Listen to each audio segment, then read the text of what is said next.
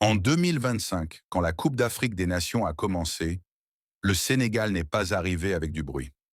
Il n'est pas arrivé avec de l'arrogance. Il est arrivé avec quelque chose de plus lourd que les mots, la responsabilité d'un peuple. Dans chaque regard de joueur, on voyait la conscience de ce que représentait ce maillot. Ce n'était pas seulement 11 hommes sur un terrain, c'était des millions de cœurs derrière eux, des enfants pieds nus jouant dans le sable, des pères fatigués après le travail, des mères priant en silence.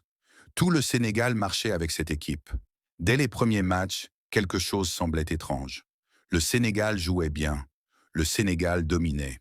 Mais chaque action importante était accompagnée d'une décision incompréhensible. Des fautes évidentes non sifflées, des cartons distribués avec facilité au Lion, pendant que l'adversaire jouait dur sans être inquiété. Un but refusé ici, un penalty oublié là. Au début, certains pensaient à des erreurs humaines, mais match après match, le doute s'installait.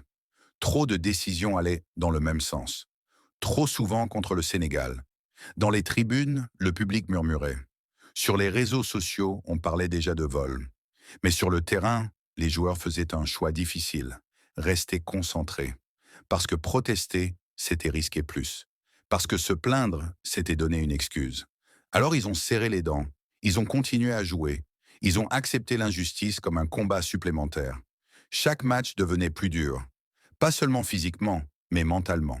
Jouer en sachant que tu dois marquer 2 buts pour qu'un seul compte. Défendre en sachant que la moindre erreur sera punie. Avancer avec la peur permanente d'une décision injuste. C'est là que beaucoup d'équipes craquent. Mais pas le Sénégal.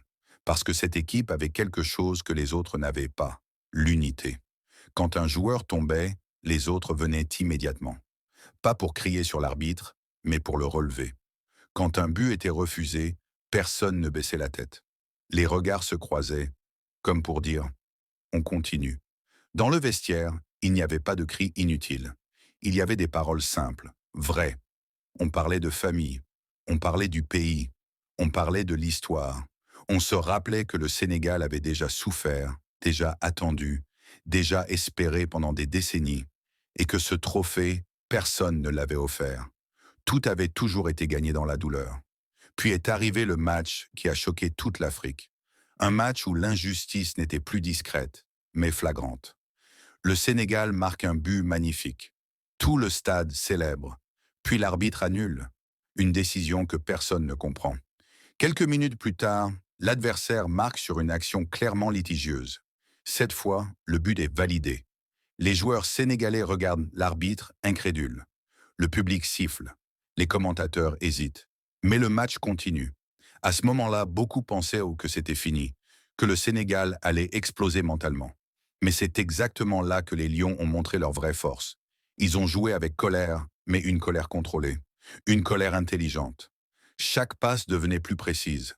Chaque course plus intense. Chaque duel plus engagé. Comme si l'injustice avait réveillé quelque chose de profond. L'égalisation arrive. Puis encore une décision douteuse. Encore un but refusé. Mais le Sénégal ne lâche rien. Jusqu'à cette dernière action. Une frappe. Une déviation. Le ballon entre. Cette fois, personne ne peut l'enlever. Quand l'arbitre siffle la fin du match, les joueurs tombent au sol. Pas seulement de fatigue, mais parce qu'ils viennent de gagner contre plus qu'un adversaire. Ils viennent de gagner contre le doute, la frustration et l'injustice. À partir de ce moment, le tournoi change. Le Sénégal n'est plus seulement une équipe, il devient un symbole. Beaucoup de supporters africains commencent à soutenir les Lions, pas seulement parce qu'ils jouent à un bien, mais parce qu'ils représentent quelque chose de juste, une équipe qui gagne sans tricher, une équipe qui respecte le jeu malgré tout.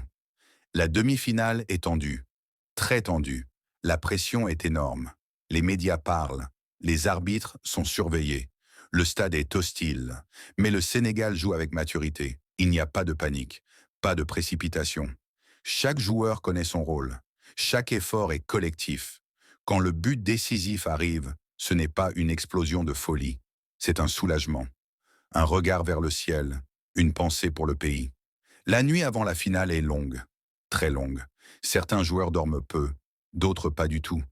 On pense aux familles, on pense aux sacrifices, on pense à tous ceux qui regardent à la maison. On sait que la finale sera difficile. On sait que tout peut encore arriver. Mais une chose est claire, quoi qu'il arrive, cette équipe a déjà gagné le respect. Le jour de la finale, l'ambiance est électrique. Le monde regarde. Le Sénégal entre sur le terrain calmement. Mais dès les premières minutes, le scénario est le même. Faute dure. Décision discutable. Le Sénégal encaisse un but. Un moment de silence. Un moment de doute. Mais très vite, la réaction arrive. Une attaque. Une action collective. Un but. L'égalisation.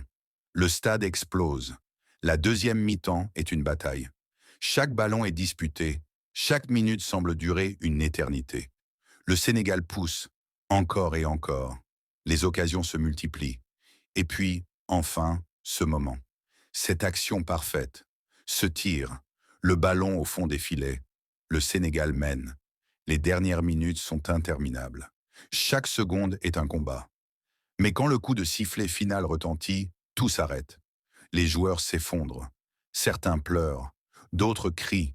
Certains restent immobiles, incrédules. Le Sénégal est champion d'Afrique 2025. Pas parce qu'on lui a facilité la tâche, mais parce qu'il a refusé d'abandonner, parce qu'il a choisi la dignité au lieu de la colère, parce qu'il a transformé l'injustice en motivation. Ce titre n'est pas seulement un trophée, c'est une réponse. Une réponse à ceux qui doutaient, une réponse à ceux qui pensaient pouvoir voler un rêve. Dans les rues du Sénégal, la fête est immense. Mais au-delà de la joie, il y a la fierté. La fierté d'avoir gagné proprement. La fierté d'avoir résisté. La fierté d'être resté uni. En 2025, le Sénégal n'a pas seulement gagné la Coupe d'Afrique. Il a raconté une histoire. Une histoire de courage, de patience et de foi. Parce que même quand tout semble contre toi, même quand on essaie de te voler, si tu restes debout, si tu restes ensemble, la victoire finit toujours par arriver. Sénégal, champion d'Afrique 2025. Pas par hasard, par caractère. Sénégal, Lyon.